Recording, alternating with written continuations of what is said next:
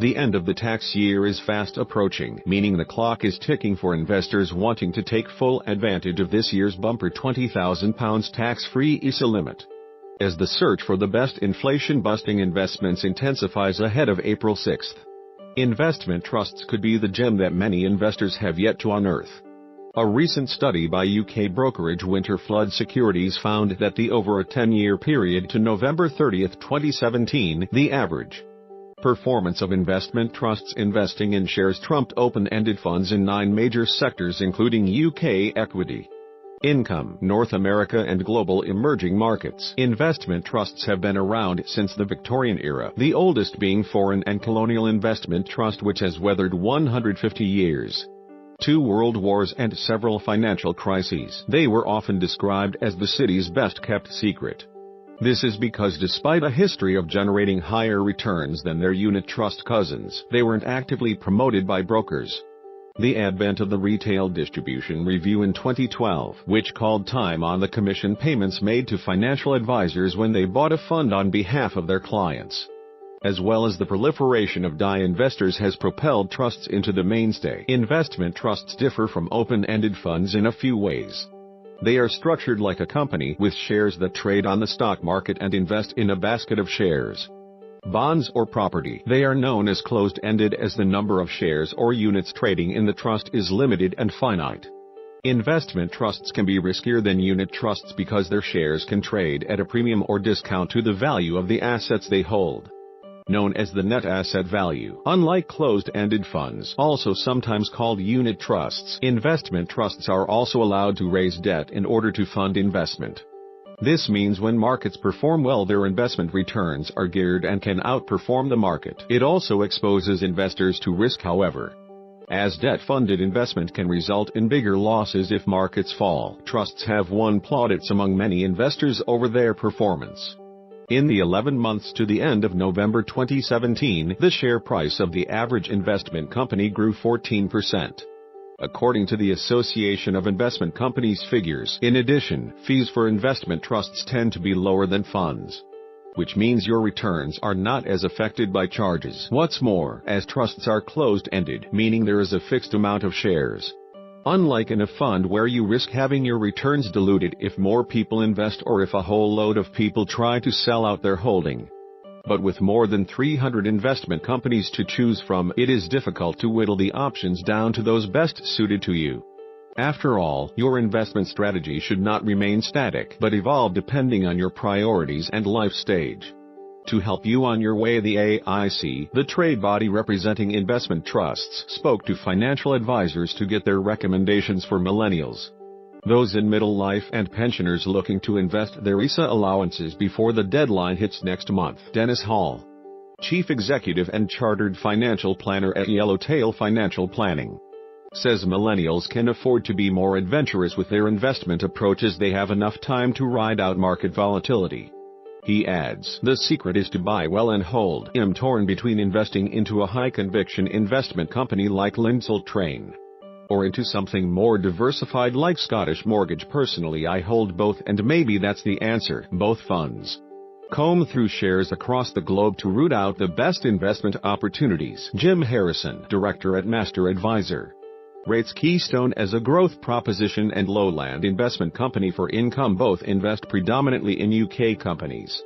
The former is available at a 10% discount, which is ideal for a long-term investment. Harrison likes the in early philosophy adopted by James Goldstone and Laura, who manage the Keystone and Lowland trusts respectively. Meanwhile, Neil Mumford, Chartered Financial Planner at Milestone Wealth Management Limited, singles out Witten Investment Trust, which invests in global equities using a multi-manager approach. He says, this is an ideal investment for millennials saving on a monthly basis, benefiting from pound cost averaging and the reinvestment of a rising dividend which has increased in each of the last 43 years. Hall believes that attitude to risk sours among investors in their 40s and 50s because retirement is not too far off. Your investment goals typically shift from growth to capital preservation at this age, yet your portfolio could run for another 40 years, assuming you choose to remain invested at retirement and periodically draw income from your nest egg. Hall thinks his recommendations for millennials would equally apply for those in their 40s for this reason, but also advocates Monk's Investment Trust and Bankers Investment Trust, which both have a global mandate. Mumford concurs with the latter choice, adding, focusing on growing capital returns via a global mandate, this trust also has an enviable record of increasing dividends for over 50 years. Including dividends, Bankers has provided shareholders with a return of over 150% over the past 10 years. A period including the financial crisis when the fund endured a testing time. For Harrison, funds skewed towards smaller companies hold the most opportunities for investors in this age bracket. Standard Life UK smaller companies and Henderson smaller companies are among his top picks. He says the latter generated impressive returns and a surprisingly strong dividend for a smaller company's growth fund and is available at almost a 9% discount. Harrison is also a fan of Ruffer, which has an asset mix including Japanese shares and index-linked government bonds. For Tim Cockerill, investment director at Rowan Dartington, Mercantile is a favorite. It invests in medium and smaller-sized companies and was established back in 1884. He says, it's now £2.1 billion in size, making it one of the larger investment companies. It has an excellent record and is backed up by the resources of J.P. Morgan.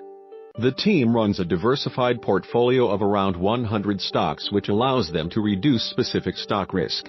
And yet this is still very much a stock-picking fund for pensioners, most of whom require inflation-beating income from their investments.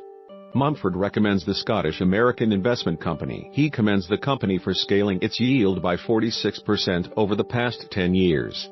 Adding, although not for the faint-hearted retiree due to its complete exposure to global equity markets, it will pay those who are willing to stick with it through good and bad market conditions. Hall believes that retirement doesn't necessarily preclude investors from any of the recommendations given to younger investors, but acknowledges older investors' objectives tend to shift toward lower volatility and greater income. He thinks that the Bankers Investment Trust could not only do the job for those in middle life but for pensioners too.